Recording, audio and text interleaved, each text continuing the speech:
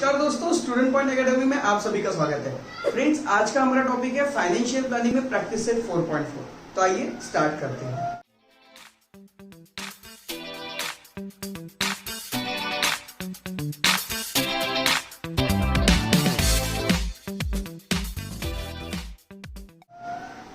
तो फ्रेंड्स, अगर आपने हमारे चैनल को अभी तक सब्सक्राइब नहीं किया है तो सब्सक्राइब करो चैनल और बेल आइकन का दबाना ना भूलें, ताकि हमारे वीडियो के सारे अपडेट और नोटिफिकेशन आपको समय समय पर मिलते रहे।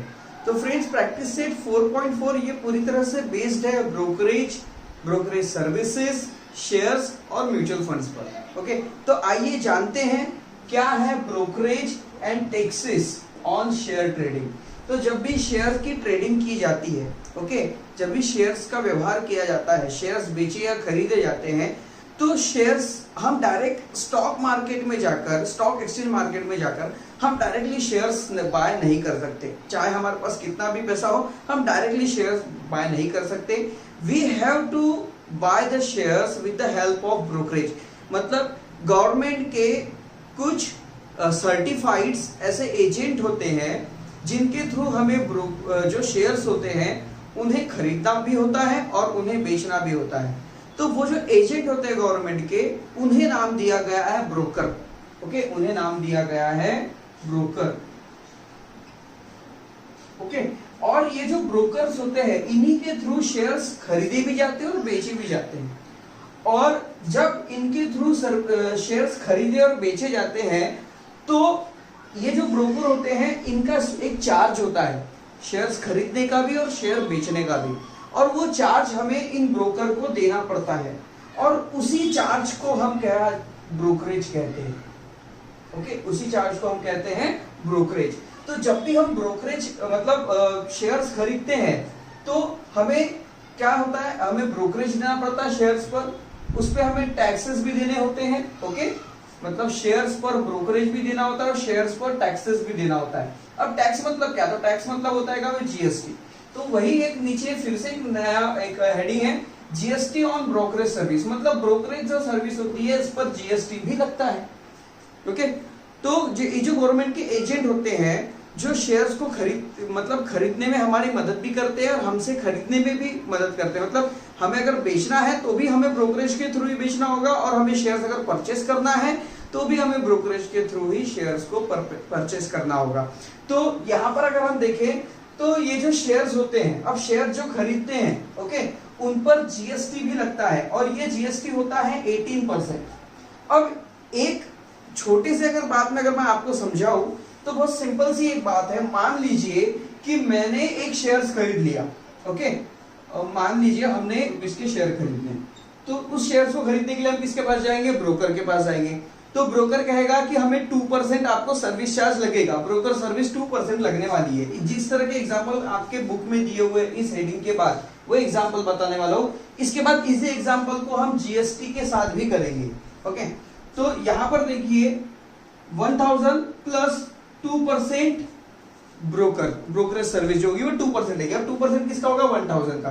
तो यहां पर आ जाएगा 1000 प्लस 2%, तो 1000 का 2% कितना हो जाएगा, 20 रुपीज।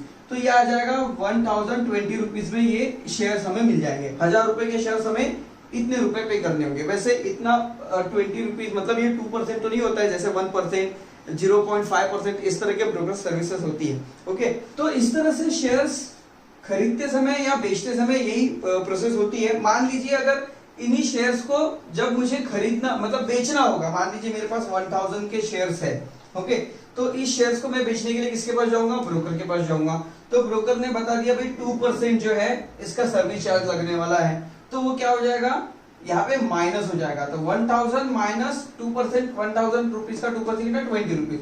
तो मुझे वापस कितना मिलेगा, मुझे वापस मिलेगा 980 रुपीज। ओके, मतलब इसमें से 20 रुपीज कम हो जाएगा। ये इस तरह से होता है। ये परचेस करते समय प्लस होता है और सेलिंग करते समय यहाँ पर माइनस होता है। पर एक्चुअली ये प्रोसेस नहीं है। जब भी ब्रोकरेज सर्विस का हम यूज करते हैं तो उस पर जीएसटी अप्लाई होता है। ओके, और अभी जो हम एग्जांपल देखेंगे वो जीएसटी अप्लाई करके देखने वाले हैं। तो यहां से मैं इसे रफ कर देता हूं। अब देखिए 1000 रुपीज के शेयर्स हमें परचेस करने हैं। ओके, 2% ब्रोकरेज है, 2% ब्रोकरेज है।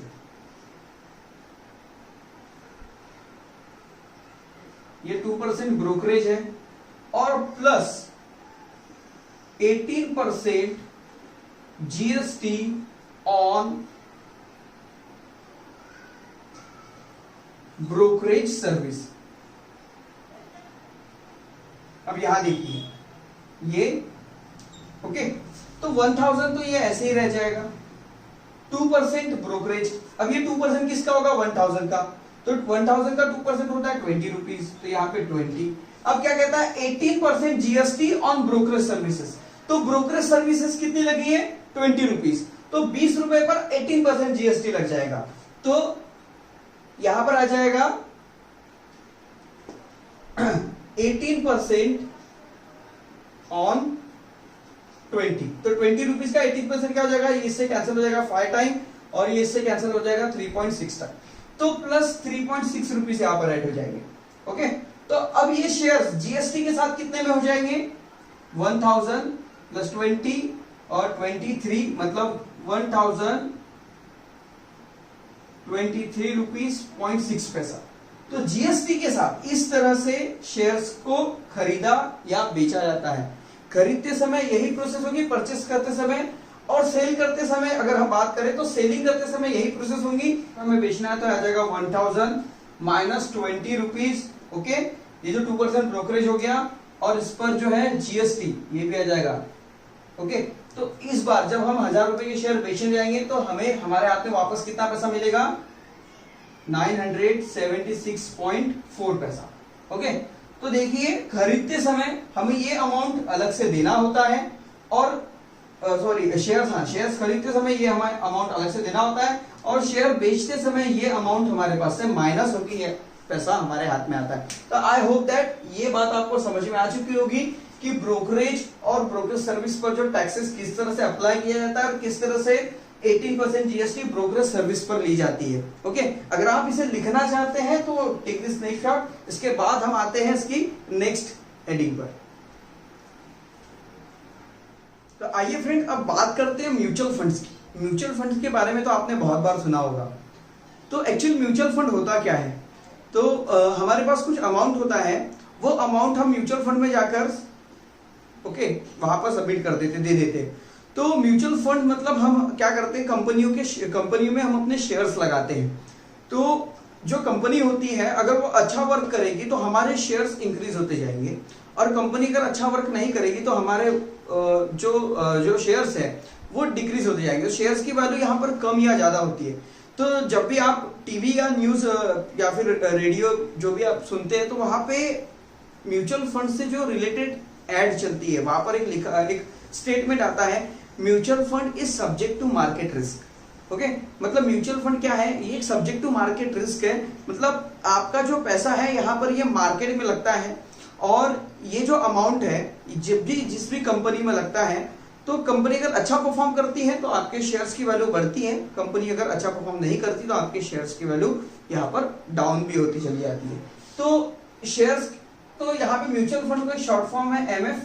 अब यहाँ पर म्यूचुअल फंड में जो शेयर्स होते हैं उस शेयर्स को कहा जाता है यूनिट।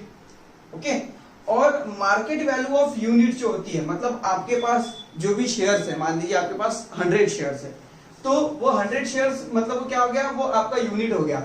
अब उस यूनिट की मार्केट वैल्यू क्या होती है, तो उस यूनिट के लिए एक मार्केट वैल्यू का नाम अलग से दिया गया है, NAV, net assessed value. Okay, ये क्या हो गया, नेट एसेस्ड वैल्यू। तो एक शेयर को एक यूनिट कहा जाता है। तो आपके पास अगर 100 शेयर्स है तो वो हो जाएंगे 100 यूनिट। अब आपको 100 यूनिट की नेट एसेस्ड वैल्यू क्या है, वो अगर आपको मतलब ये वैल्यू आपको पता होनी चाहिए। जो भी जब भी हम म्यूचुअल फंड में पैसा इन्वेस्ट करते हैं तो हमें पता होता है, ये सब ट्रांसपेरेंसी होती है। जैसे आजकल तो सब मोबाइल एप्लीकेशन के थ्रू हो गया है कि आपको कितना पैसा किस शेयर्स में डालना है। शेयर्स अगर अच्छे काम कर रहे हैं तो मतलब कंपनी अगर अच्छी काम कर रही है तो शेयर्स उस कंपनी में डाल दीजिए। अगर कंपनी अच्छा काम नहीं कर रही है तो यहाँ से शेयर्स निकाल कर भाई दूसरी कंपनी में डाल दिए। तो जहां पर आपको फायदा मिल रहा है आप वहां पर अपने शेयर्स को, वहां के शेयर्स आप खरीद सकते हैं। तो अगर आपके शेयर्स की टोटल फंड वैल्यू अगर पता करनी है, मतलब हम भाई हमारे पास जो 100 शेयर्स है उसकी पूरी वैल्यू कितनी है, तो उसके लिए क्या होता है, उसके लिए सिंपल सा फॉर्मूला है, नेट एसेस्ट ऑफ 1 यूनिट। मतलब एक शेयर की वैल्यू क्या है, एक शेयर की वैल्यू मान लीजिए 200 है। ओके, आपके पास कितने यूनिट है, मतलब कितने शेयर्स है, 100 है। ओके, तो इन दोनों का मल्टीप्लाई कर दीजिए, ये हो गया आपका टोटल फंड वैल्यू, आपको यहाँ पर मिल जाती है। तो ये है म्यूचुअल फंड। म्यूचुअल फंड में एक्चुअली हमारे पास जो पैसा होता है हम उस पर इन्वेस्ट करते हैं शेयर्स के तौर पर। कंपनी अगर अच्छा परफॉर्म करती है तो म्यूचुअल फंड में हमें फायदा होता है। ओके, हमारे शेयर्स बढ़ते हैं, शेयर्स की वैल्यू बढ़ती है। कंपनी अगर अच्छा परफॉर्म नहीं करती तो शेयर्स की वैल्यू यहाँ पर कम भी होती है, इसलिए कहा जाता है mutual fund is subject to market risk. उसके बाद यहाँ पर एक और चीज है जो है सिस्टमैटिक इन्वेस्टमेंट प्लान, जिसे हम कहते हैं SIP। अब इन दोनों में फर्क क्या है? म्यूचुअल फंड में क्या होता है, हम एक साथ अमाउंट लगा देते हैं। मान लीजिए मुझे 1 लाख रुपीज म्यूचुअल फंड में लगा देना, तो म्यूचुअल फंड में हम थोड़ा थोड़ा अमाउंट नहीं लगा सकते, हमें एक बार एक अमाउंट लगा देना होता है। ओके, मैं हर महीने एक एक शेयर खरीद रहा हूं, ऐसा नहीं होता है। खरीद सकते हैं पर जनरली कैसा होता है कि जो भी करना है एक साथ करना है, चाहे आप एक शेयर खरीदे या 100 शेयर खरीदे, एक साथ खरीद लीजिए और उस कंपनी में लगा दीजिए। ओके, उस कंपनी के शेयर्स आप खरीद लीजिए, जो भी कंपनी को आपको अच्छी लगती है, जो भी कंपनी अच्छी राइज कर रही है उसके शेयर्स आप खरीद लीजिए। तो उसमें क्या होता है, एक साथ बहुत सारा अमाउंट हमारा चला जाता है। अब जो ऐसे लोग होते हैं एक साथ बहुत सारा पैसा नहीं देख पाते, तो उनको भी इन्वेस्टमेंट की जरूरत है, उन्हें भी अपना पैसा बढ़ाने की जरूरत है। तो इनके लिए ऑप्शन ये आता है, वो है सिस्टमेटिक इन्वेस्टमेंट प्लान, जिसे हम कहते हैं SIP। मतलब ये क्या करते हैं, हर महीने थोड़ा थोड़ा पैसा जमा करते हैं। जैसे कोई हर महीने 500 रुपए जमा कर रहा है, जैसे कोई हर महीने 100 रुपए जमा कर रहा है, कोई हर महीने 1000 रुपीज जमा कर रहा है। तो इनके लिए एक प्लान होता है, सिस्टमेटिक इन्वेस्टमेंट प्लान, और ये जो है ये बहुत अच्छा प्लान है। मतलब जो लोग बहुत ज्यादा पैसे एक साथ जमा नहीं कर सकते उनके लिए ही है। अब यहां पर देखिए बेनिफिट ऑफ म्यूचुअल फंड की अगर हम देखेंगे तो म्यूचुअल फंड में क्या होता है भाई, प्रोफेशनल फंड मैनेजर्स होते हैं। अब ये प्रोफेशनल फंड मैनेजर मतलब क्या, तो जो मैनेजर्स होते हैं ना, ये बहुत प्रोफेशनल्स होते हैं, इन्हें बहुत ज्यादा जानकारियां होती है कि कहां पर हमें किसका पैसा किस तरह से कहां पर इन्वेस्ट करना है, कौन सी कंपनी ज्यादा प्रॉफिट देंगी। ओके, अगर कंपनी प्रॉफिट नहीं दे रही तो यहां से शेयर्स उठा के विड्रॉल करके दूसरे कंपनी में लगा देना। ओके, तो यहां पर क्या होता है कि ये लोग जो है ये आपके पैसे को बनाने की कोशिश करते हैं। तो ये बेनिफिट है म्यूचुअल फंड के। सेकंड है डाइवर्सिफिकेशन ऑफ फंड, जो मैंने अभी जस्ट बताया कि इस कंपनी में अगर आपके कोई भी एक कंपनी में अगर आपके शेयर्स वर्क नहीं कर रहे हैं, ओके, वो कंपनी अगर अच्छी वर्क नहीं कर रही है, शेयर्स की वैल्यू डाउन हो रही है, तो यहां से उठाकर दूसरी जगह लेकर वो शेयर्स लगा दिए, मतलब हो गया डाइवर्सिफिकेशन ऑफ फंड। उसके बाद देखिए transparency and sufficiently safe investment, मतलब ये चाहते हैं कि आपका जो इन्वेस्टमेंट है ये ज्यादा से ज्यादा सेफ हो, और साथ में ये ट्रांसपेरेंसी होती है कि भाई आपने 1 लाख रुपीज म्यूचुअल फंड पे लगाया है, तो आपका पैसा कौन से कंपनी में कहां पर लगा हुआ है, किस किस कंपनी के शेयर्स आपके पैसे से खरीदे गए हैं, ये आपके बीच में और कंपनी के बीच में एक ट्रांसपेरेंसी होती है। म्यूचुअल फंड के बीच में और आपके बीच में एक ट्रांसपेरेंसी होती है, जो आपके अमाउंट को बताते हैं कि भाई उन्होंने कहां पर इन्वेस्ट किया है और उसके आपको रिटर्न भी कितना मिल सकता है। उसके बाद लिमिटेड रिस्क, मतलब रिस्क कम से कम रिस्क हो, ऐसा वो सोचते हैं।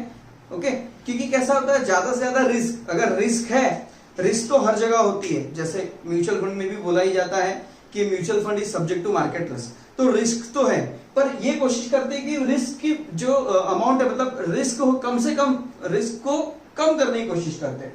उसके बाद advantage of long short term, long and short term के एडवांटेजेस, तो जैसे सिर्फ SIP प्लान है, तो आप मान लीजिए थोड़ा थोड़ा पैसा जमा कर रहे कुछ सालों के लिए, आप थोड़ा थोड़ा पैसा जमा करते हैं बहुत ज्यादा सालों के लिए, तो इनमें अलग अलग प्रॉफिट मिलता है। म्यूचुअल फंड में भी वैसा है, अगर आप म्यूचुअल फंड में 3 से 5 साल के लिए इन्वेस्ट करते हैं तो आपको उसमें से रिटर्न मिलेगा, थोड़ा कम मिलेगा। अब अगर आप अपने नंबर ऑफ ईयर्स बढ़ा देते हैं, आप 5 से 10 साल के लिए चले जाते हैं, ओके, मान लीजिए आपने 10 साल के लिए म्यूचुअल फंड में अपना पैसा इन्वेस्ट कर दिया, तो जब आपको रिटर्न मिलेगा वो ज्यादा मिलेगा। तो शॉर्ट टर्म के भी अलग बेनिफिट है और लॉन्ग टर्म के अपने अलग बेनिफिट है। उसके बाद 80C इनकम टैक्स रूल, और जो म्यूचुअल फंड है वो इनकम टैक्स रूल 80C जो इनकम टैक्स का 80C रूल के अंदर आता है। अब 80C रूल ये है कि मान लीजिए मैंने 5 लाख रुपीस एक साल में कमा लिए, ओके, अब इनकम टैक्स मुझे तो देना है क्योंकि 5 लाख रुपीज है और ये 5 लाख रुपीज इनकम टैक्स के अंदर आ जाता है। अब मुझे इनकम टैक्स देना है, तो अब यहां पर क्या हो गया कि मैंने उसमें से अपने 3 लाख रुपए किसमें सेव कर दिए, म्यूचुअल फंड में, सॉरी, हमने म्यूचुअल फंड में कुछ अमाउंट हमने जमा कर दिया, 3 लाख रुपए जमा कर दिए। अब यहां पर देखिए मेरे पास पैसा अब कितना बच गया, 2 लाख रुपए बच गया। अब 2 लाख पर जीएसटी तो, सॉरी 2 लाख पर इनकम टैक्स तो लगेगा नहीं, पर यहां पर क्या है, फिर बचा हुआ 3 लाख, तो मैं क्या करूंगा, इनकम टैक्स कंपनी को अपने 3 लाख रुपए के बारे में बताऊंगा कि भाई मेरा ये पैसा यहां पर इन्वेस्ट है, तो इस 3 लाख पर मुझे छूट मिलेगी, इनकम टैक्स पर छूट मिलेगी, मतलब उस समय मुझे इनकम टैक्स देना नहीं होगा। तो जो भी अमाउंट हम म्यूचुअल फंड में इन्वेस्ट करते हैं तो इनकम टैक्स पर भी उस पर छूट मिलती है। ओके, तो आई होप दैट ये टॉपिक भी आपको समझ गया होगा। इसके बाद हम आते हैं हमारे प्रैक्टिस सेट 4.4। आइए प्रैक्टिस सेट 4.4 का फर्स्ट क्वेश्चन करते हैं। देखिए पहला क्वेश्चन यहाँ पर है, market value of share is 200 rupees. Share की मार्केट वैल्यू कितनी है, 200 रुपीज है। Okay, if the brokerage rate is 0.3% और ब्रोकरेज रेट कितना है, 0.3% है, then find the purchase value of share. हमें यहाँ पर शेयर्स की परचेस वैल्यू फाइंड आउट करनी है। ओके, तो जो दिया हुआ है वो हम यहाँ पर लिख ले, भाई क्या दिया हुआ है, market value of share is equals to 200। Okay, brokerage rate, brokerage rate is 0.3%, और 0.3% किसका, शेयर्स का। तो यहां पर देखिए ब्रोकरेज निकाल लेंगे कि भाई ब्रोकरेज कितना रुपए होगा, तो लिखेंगे brokerage is equals to 0.3% of 200। Okay, तो 100 से 200 2 टाइम कैंसिल हो जाएगा, तो 2 इंटू 0.3 ये आ जाएगा 0.6। तो ब्रोकरेज रेट, यहां पर ब्रोकरेज जो आ गया, ब्रोकरेज हो गया 0.6 पैसा हमें ब्रोकरेज देना होगा। ओके, अब यहां पर हमें फाइंड करना है परचेस वैल्यू ऑफ शेयर। तो लिख लेंगे परचेस वैल्यू ऑफ शेयर। तो परचेस वैल्यू मतलब क्या हो जाएगा, शेयर जो है, परचेस वैल्यू मतलब market value of share plus brokerage.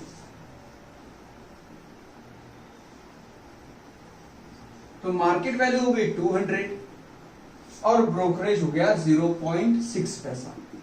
Okay, तो 0.6 रुपीज या फिर 6 पैसा हम इसे बोलेंगे, रुपीज में गिनना है तो 0.6, तो ये टोटल हो जाएगा 200 रुपीज 0.6।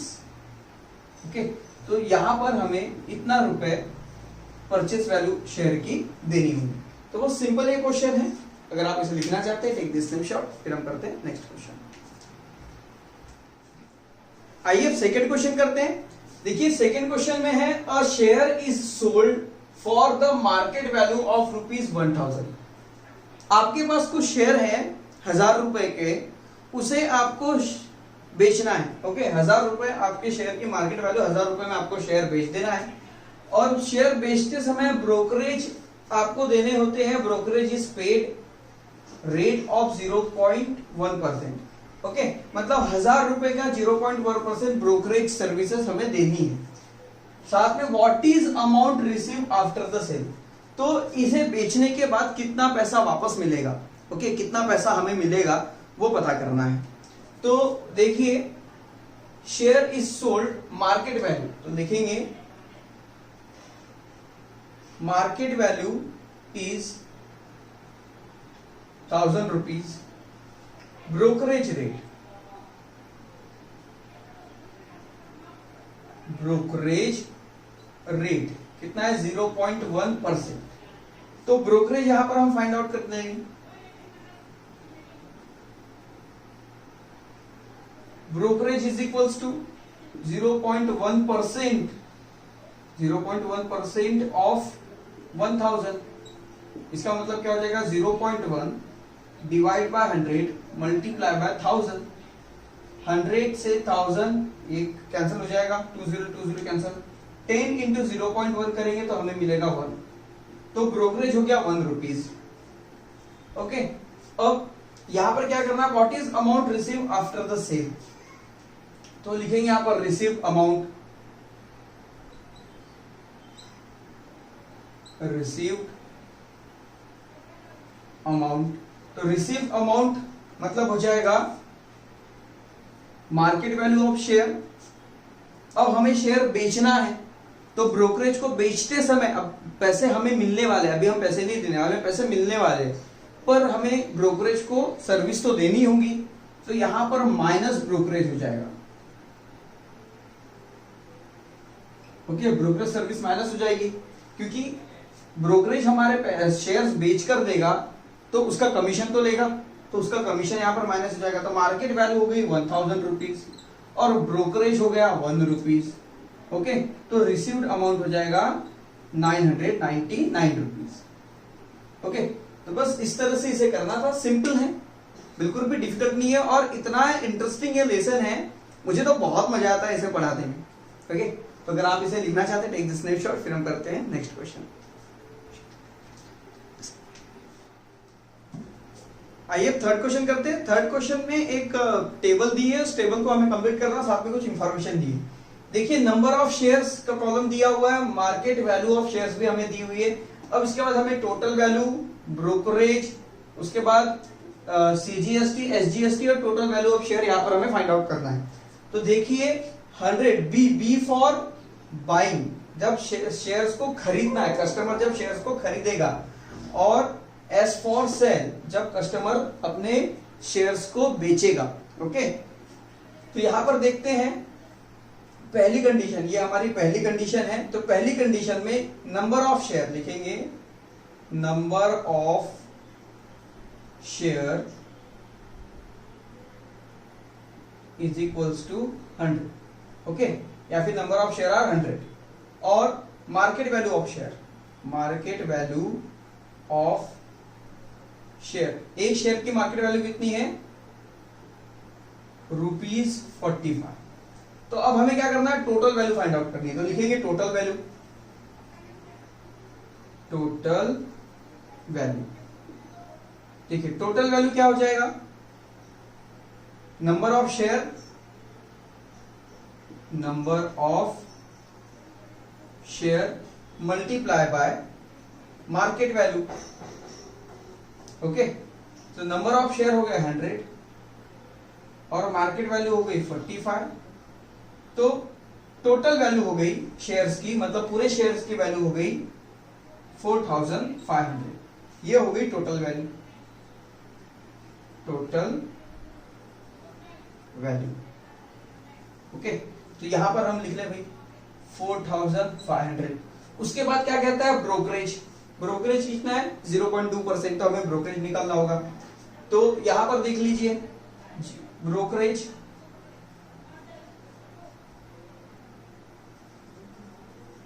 Brokerage is 0.2%। ओके, तो ब्रोकरेज इज 0.2% ऑफ 4500।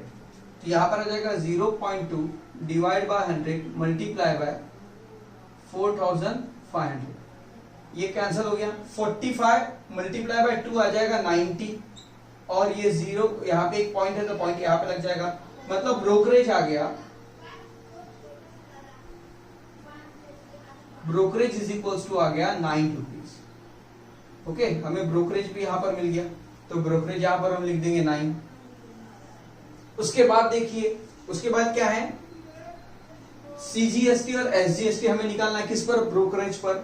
ओके, तो लिखेंगे 9% सीजीएसटी।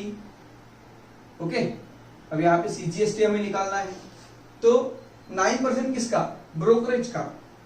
तो 9% ऑफ 9 रुपीज हमें निकालना पड़ेगा, तो लिखेंगे 9% ऑफ 9, मतलब ये हो जाएगा 9/100 मल्टीप्लाई बाय 9, तो ये 9 जो आ जाएगा 81/100। ओके, अब 100 से 81 को डिवाइड करें तो हमें यहाँ पर आंसर मिल जाता है 0.81।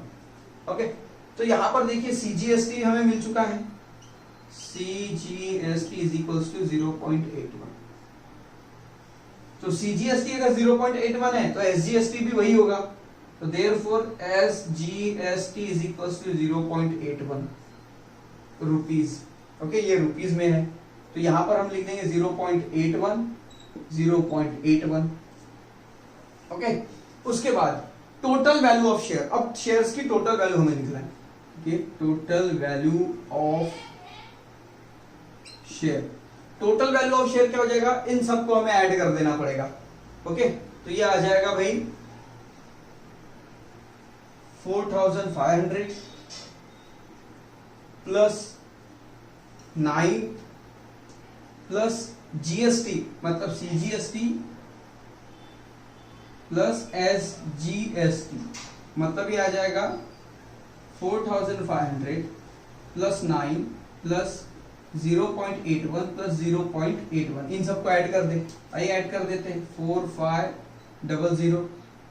ओके, और यहाँ पे आ गया 9, साथ में 0.81 यहाँ पर नहीं है तो यहाँ पर पॉइंट लगा दीजिए और 0 ऐड कर दीजिए, इन सब का प्लस कर देंगे तो आ जाएगा 2, 8 8 16 6 कैरी 1, ये आ जाएगा 10 मतलब 0 कैरी 1 और आएगा 5 4। ओके, तो ये आ जाएगा टोटल आ गया 4510.62 पैसा। ओके, तो बस इस तरह से इसे करना था, यहां पर हम लिख दे 4510.6, तो ये होगी टोटल वैल्यू शेयर की। तो अभी हमने पहला कंडीशन हमने किया है, अभी हमने यहां पर शेयर्स को बाइंग करते समय मतलब खरीदते समय इसे सॉल्व किया है, अब इसे फिर से सॉल्व करेंगे सेम। ओके, जब हम शेयर्स को बेचेंगे, तो अगर आप इसे लिखना चाहते हैं टेक दिस स्नैपशॉट, फिर हम करते हैं इसके आगे।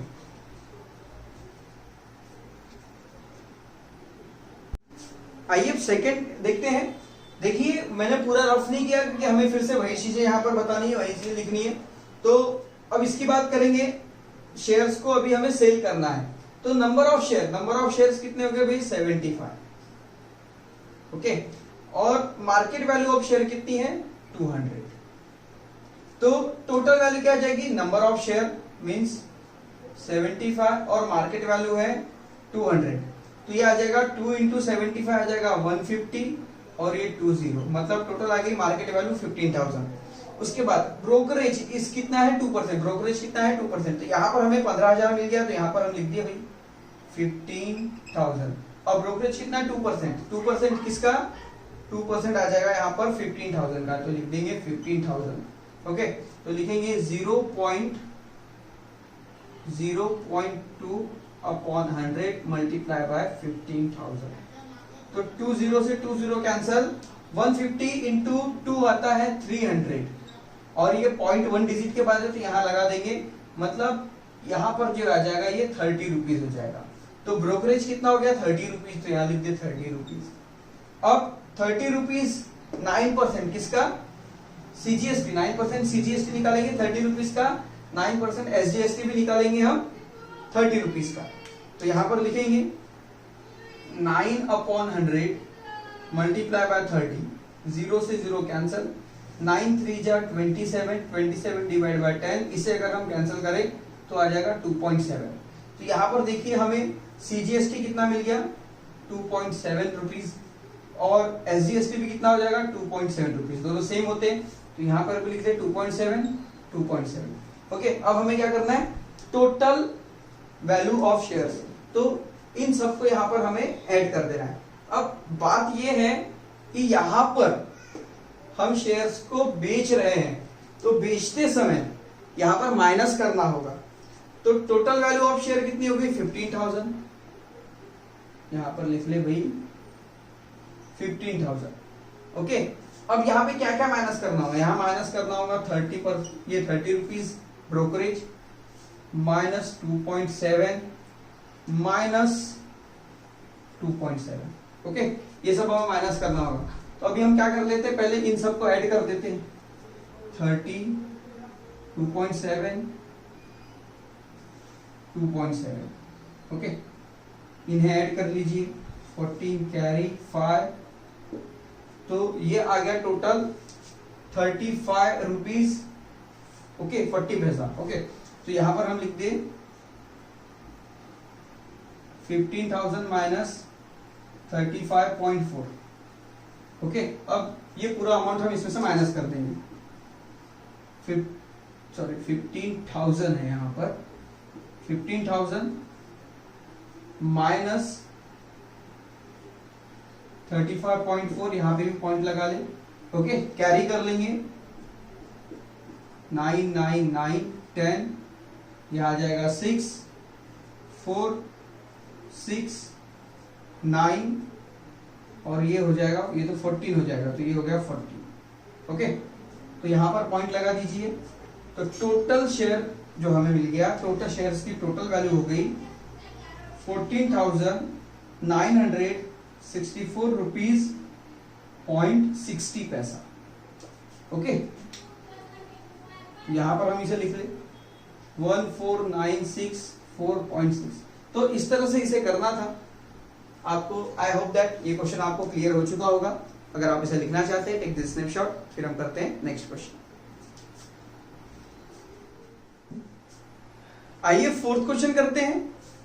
देखिए क्वेश्चन फोर्थ है, Shrimati Desai sold share of face value ₹100 when market value was ₹50 and received 4,988.20 rupees. तो यहां पे देखिए श्रीमती देसाई ने ओके शेयर्स बेच दिए जिनकी फेस वैल्यू 100 रुपीज थी। ओके, 100 रुपीज फेस वैल्यू वाले शेयर्स को उन्होंने 50 रुपए के हिसाब से बेच दिया, और बेचते समय उन्हें पैसे मिले 4,988 रुपए 20 पैसा। ओके, अब हमें पूछता है कि शी पेड ब्रोकरेज 0.2%। उसने ये भी बताया है कि जब उन्होंने शेयर्स बेचा तो 0.2% उन्हें ब्रोकरेज देना पड़ा, और साथ में जीएसटी जो है 18% ब्रोकरेज पर देनी पड़ी। ओके, अब हमें ये पूछता है कि then how many share did she sell. उसने कुल मिला के कितने शेयर्स बेचे, उसने 100 शेयर बेच दिए या 50 बेचे, कितने बेचे वो हमें नहीं पता, बस हमें इतनी इंफॉर्मेशन दी है। देखिए क्या क्या दिया हुआ है वो लिख ले पहले। तो फेस वैल्यू कितनी थी शेयर्स की 100 रुपीज, पर जब मार्केट में जब बेचा गया तो कितनी थी 50 रुपीज। तो यहां पर हमें फेस वैल्यू से कुछ नहीं करना है, हमें बात करनी है मार्केट वैल्यू से। तो market value is equals to 50 rupees. Okay, और यहां पर ब्रोकरेज रेट कितना है, brokerage is equals to 0.2%, GST 18%। Okay, अब उसने कितने शेयर्स बेचे वो हमें पता करने हैं। तो then how many shares did he sell. तो यहां पर हम क्या करेंगे, suppose that she sell x share. मान लीजिए उसने एक्स शेयर बेच दिए। ओके, तो शेयर्स की वैल्यू क्या है वो हमें लिखना है। तो value of shares, value of share is equals to market value into number of share. तो मार्केट वैल्यू हो गई 50 रुपीज इंटू एक्स, तो ये हो गया 50x। तो शेयर्स की जो वैल्यू है वो है 50x। ओके, अब इस पर क्या हो गया 0.2% ब्रोकरेज लगा है। ओके, तो लिखेंगे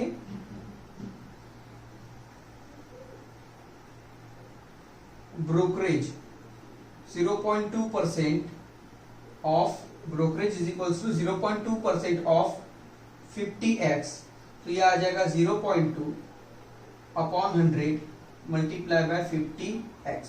तो 50 से 100 2 टाइम कैंसिल हो जाएगा और इस 2 से ये 0.2 0.1 टाइम कैंसिल हो जाएगा। तो यहां पर हमें ब्रोकरेज मिल जाता है, brokerage is equals to 0.1x। Okay, यहां पर हमें ये ब्रोकरेज में मिल जाता है, यहां से मैं 2 लिख लूं। यहां पे हमें ब्रोकरेज मिल चुका है। अब आगे क्या कहता है, जीएसटी। जीएसटी किस पर लगेगा, ब्रोकरेज पर लगेगा। कितना है, 18%। तो GST is equals to 18% of brokerage.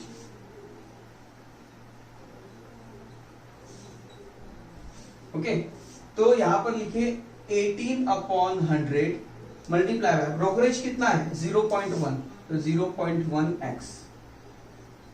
Okay, अब इसे हम कैंसिल कर देंगे, तो ये 100 से 18 कितने टाइम कैंसिल हो जाएगा, 0.18 टाइम। तो लिखेंगे 0.18 मल्टीप्लाई बाय 0.1x। इसका हम यहां मल्टीप्लाई कर दें तो हमें आंसर मिलेगा 0.018x। ओके, अब हमें निकालना है how many shares did she share, उसने कुल मिलाकर कितने शेयर्स बेचे। तो टोटल वैल्यू तो हमें पता है, टोटल वैल्यू कितनी है, जो उसने पैसा रिसीव किया है वही टोटल वैल्यू है। ओके, तो लिखेंगे received amount is equals to total value plus brokerage, sorry minus आ जाएगा यहां पर क्योंकि उन्होंने शेयर्स को बेचा है, और माइनस आ जाएगा जीएसटी। तो टोटल वैल्यू हो गई 50x, ब्रोकरेज आ गया 0.1x माइनस जीएसटी आ गया 0.018x। ओके, और रिसीव्ड अमाउंट तो हमें पता है जो है 4988.20। ओके, अब क्या कर दीजिए, सबसे पहले आप इन दोनों को ऐड कर दीजिए क्योंकि दोनों सेम साइन है। तो 0.1 प्लस 0.018 इनको ऐड करेंगे तो आ जाएगा 811.0। ओके, तो ये आ गया 0.118। देखिए 50x माइनस 0.118x। अब इसका माइनस कर दे तो लिखेंगे 50 पॉइंट, यहां पर कितने पॉइंट के बाद 3 डिजिट है तो यहां पे हम 3 लिख दे, 30 कर दे। उसके बाद पॉइंट के नीचे पॉइंट के इस साइड वाला नंबर इधर लिखना है, पॉइंट के उधर वाला नंबर उधर। अब यहां से माइनस कर देंगे। ओके, तो माइनस करते समय ये आ जाएगा 4, ये हो जाएगा भाई 9 9 9 10 10 माइनस 8 2 9 माइनस 1 8 9 माइनस 1 8। यहां पर आ गया ये पॉइंट, ये 9 एज इट इज और आ गया। ओके, तो हमें यहां पर टोटल वैल्यू मिल जाती है 49.882x। ओके, और इधर हमें मिलता है 4988.20। अब क्या करेंगे, इसे इधर शिफ्ट कर देंगे, तो यहां पर ये हो जाएगा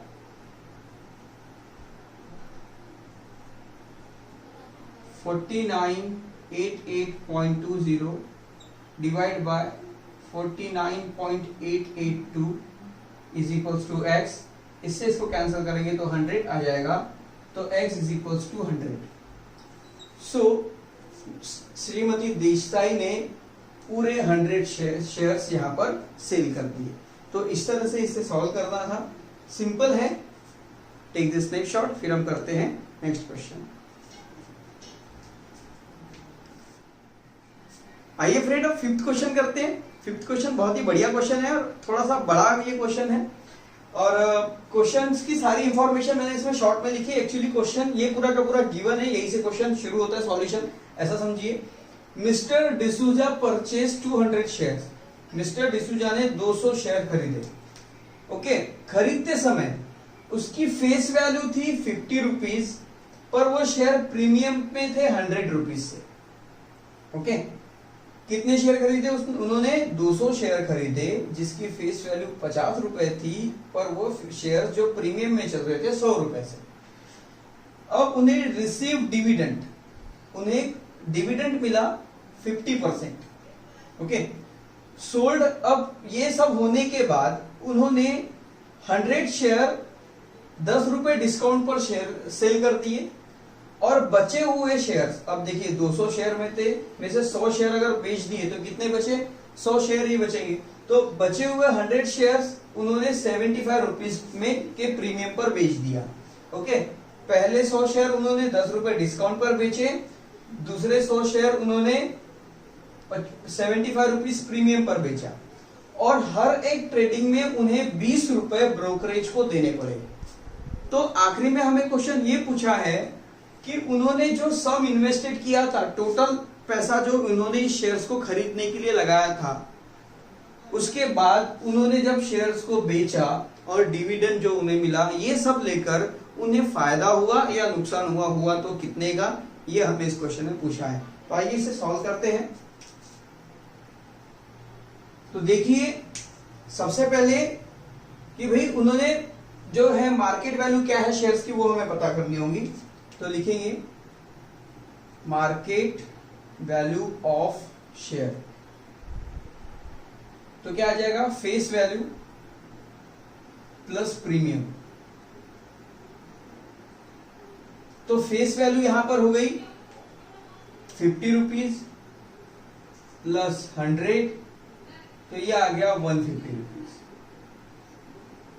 ओके, तो ये मार्केट वैल्यू हो गई 150 रुपीज। अब उन्होंने कितने शेयर खरीदे? 200 शेयर। तो उन्होंने टोटल कितना इन्वेस्ट किया? तो लिखेंगे सम इन्वेस्टेड, सम इन्वेस्टेड। टोटल इन्वेस्ट उन्होंने किया market value into number of share, और इस ट्रेडिंग के लिए उन्हें ब्रोकरेज भी देना पड़ा, तो प्लस ब्रोकरेज, क्योंकि यहां पर वो शेयर्स को परचेस कर रहे, तो प्लस हो जाएगा। ओके, तो मार्केट वैल्यू थी 50 रुपीज, सॉरी मार्केट वैल्यू थी 150 rupees, multiply number of share थे 200 प्लस ब्रोकरेज था 20 रुपीज। तो यहां पर ये हो जाएगा 200 इंटू 150, ये आ जाएगा 30,000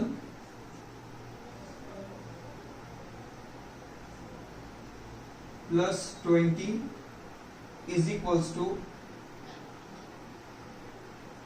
सॉरी स्क्रीन नहीं चला रही है, 30,020 रुपीज। ओके, अब यहां पर देखिए उन्हें एक साल के बाद डिविडेंड मिलता है 50%। तो लिखेंगे कि रिसीव 50% डिविडेंड। 50% डिविडेंड वो रिसीव करते हैं, तो डिविडेंड किस पर मिलता है? फेस वैल्यू पर। ओके, तो यहां पर हम डिविडेंड ऑफ 1 शेयर पहले निकालेंगे। डिविडेंड ऑन या फिर 1 शेयर। ओके, तो यहां पर देखिए 50 रुपीज का फेस वैल्यू था। ओके, और कितना मिला है हमें? 50%। तो 50% अपॉन 100 मल्टीप्लाई बाय 50, तो इससे ये कैंसिल हो जाएगा 2 टाइम, और 2 से 50 कैंसिल हो जाएगा 25 है। तो एक शेयर पर उन्हें मिलता है डिविडेंड 25 रुपीज। अब उन्होंने टोटल शेयर कितने खरीदे? तो 200। ओके, तो डिविडेंड ऑन 200 शेयर्स लिखेंगे, dividend on 200 share is equal to, यहां पर ये आ जाएगा 25 मल्टीप्लाई बाय 200। ओके, तो 2 इंटू 25 यहाँ पर हम लिख ले 25 multiply by 200 is equal to, थोड़ा नीचे लिख ले 25 multiply by 200 is equal to 50, मतलब ये 5000 उन्हें यहाँ पर डिविडेंड मिल जाता है। ओके, तो डिविडेंड यहाँ पर मिल गया उन्हें 5000, यहाँ मैं लिख लूं dividend is equals to 5000। Okay, अब यहां पर क्या हुआ, sold 100 share at discount of ₹10, 10 रुपए के डिस्काउंट पर उन्होंने 100 शेयर्स को बेच दिए। ओके, तो यहां पर लिखेंगे he sold 100 share at discount ₹10। अब ये डिस्काउंट किस पर होंगे, फेस वैल्यू पर।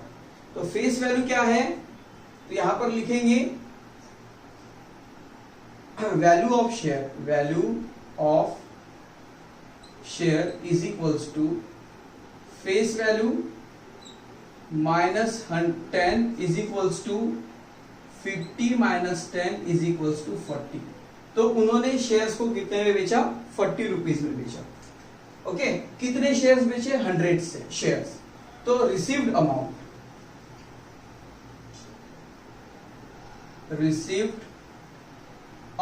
Received amount is equals to value of share, लिख ले value of share multiply by number of share. Okay, और अभी ये शेयर्स को बेच रहे तो ब्रोकरेज यहां पर माइनस आ जाएगा, माइनस ब्रोकरेज। तो वैल्यू ऑफ शेयर कितनी हो गई भाई, 40 रुपीज। कितने शेयर्स उन्होंने बेचे, तो 100। और उन्हें बेचने के बाद ब्रोकरेज को 20 रुपीज अलग से देना पड़ा, क्योंकि हर काम के लिए हमें कितना देना है, 20 रुपीज यहाँ पर। तो यहां पर ये आ जाएगा 100 इंटू 40, ये हो गया 4000 minus 20 is equals to 4980 rupees, sorry 3980 rupees. Okay, तो ये हो गया रिसीव्ड अमाउंट 100 शेयर पर। इसे हम थोड़ा अलग कर दे, सेपरेट कर दे यहां से। उसके बाद नेक्स्ट क्या है, brokerage, sorry remaining share sold at premium of ₹75। तो लिखेंगे remaining share sold at premium ₹75। Okay, तो उन्होंने कितने शेयर बेच दिए, 100 शेयर बेच दिए। तो रिमेनिंग शेयर हम निकालेंगे, remaining share is equals to 200 minus 100 is equals to 100 share. Okay, तो 100 शेयर उन्होंने बेच दिए, किस पर, प्रीमियम पर। तो यहां पर वैल्यू ऑफ शेयर क्या हो जाएगी, value of share is equals to, यहां पे आ जाएगा 50, ये जो फेस वैल्यू थी, मतलब ऐसा लिख ले फेस वैल्यू प्लस प्रीमियम। तो फेस वैल्यू थी 50 प्लस प्रीमियम, प्रीमियम कितना है 75। तो ये टोटल हो जाएगा 75 प्लस 50 125। तो वैल्यू ऑफ शेयर होगी 125। इस ट्रेडिंग में उन्होंने रिसीव्ड अमाउंट कितना मिला, तो लिखेंगे रिसीव्ड अमाउंट, रिसीव्ड अमाउंट क्या हो जाएगा भाई, वैल्यू ऑफ शेयर